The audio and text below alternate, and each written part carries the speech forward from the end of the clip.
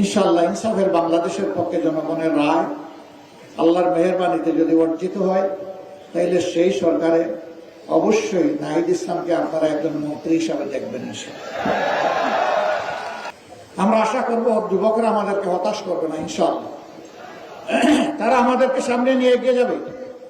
আজকে একজন যথার্থই বলেছেন, এখানে দুইজন প্রার্থী আছেন, দুইজনকে আপনারা ছিলেন। নাহিদ ইসলামের জন্ম এখানে, বেড়ে ওঠা এখানে। আমি মার কাছে মাসের গল্প শোনাতে চাই না, আমার চাইতে নাহিদকে আপনারা ভালো ছিলেন। কিন্তু এটা বলতে চাই, ইনশাআল্লাহ ইনসাফের বাংলাদেশের পক্ষে জনগণের রায় আল্লাহর মেহেরবানিতে যদি অর্জিত হয়, অবশ্যই নাহিদ ইসলামকে আপনারা একজন মন্ত্রী হিসাবে দেখবেন। আমরা হাতে হাত ধরে একসাথে কাজ করব, তবে শুধু 11 আসনের জন্য নয়।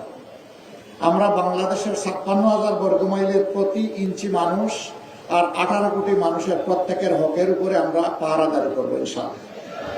কারো সাথে আমরা বেইনসাফি করবো না। এই এলাকা ঢাকার অন্তর্ভুক্ত, রাজধানীর প্রাণকেন্দ্রে অবস্থিত হওয়া সত্ত্বেও হাজারো সমস্যা জর্জরিত ওই কারণেই যে এই সমস্যাগুলো সমাধান করতে গিয়ে দেশের টাকা বিদেশে চলে গেছে, কোনোটা কানাডা, কোনোটা সিঙ্গাপুর, আর গড়ে উঠেছে সুরম্য বেগমপাড়া। আমরা যদি সেই টাকাগুলো ফিরিয়ে আনতে পারি, আর আগামীতে আর কোন রাজনৈতিক দুর্বৃত্ত যদি দেশের টাকা লুণ্ঠনের সেই দুঃসাহস না দেখায়, বাংলাদেশ হু করে সামনের দিকে এগিয়ে যাবে ইনশাআল্লাহ। এই জাতির ভাগ্য বদলের জন্য 5টি বছর আমরা মনে করি যথেষ্ট। এরপরে বাংলাদেশ রাস্তা খুঁজে পেয়ে যাবে এবং সেই মহাসড়ক ধরে ইনশাআল্লাহ বাংলাদেশ এগিয়ে যাবে সামনের দিকে। আমরা আপনাদেরকে ওরকম কোনো আশ্বাস দেব না, এখানে যেটা আছে তাই দিব, যেটা নাই ওটা অন্যভাবে বলবো, এগুলা নাই। আমরা কোনো ভুল বল আশ্বাসে নাই।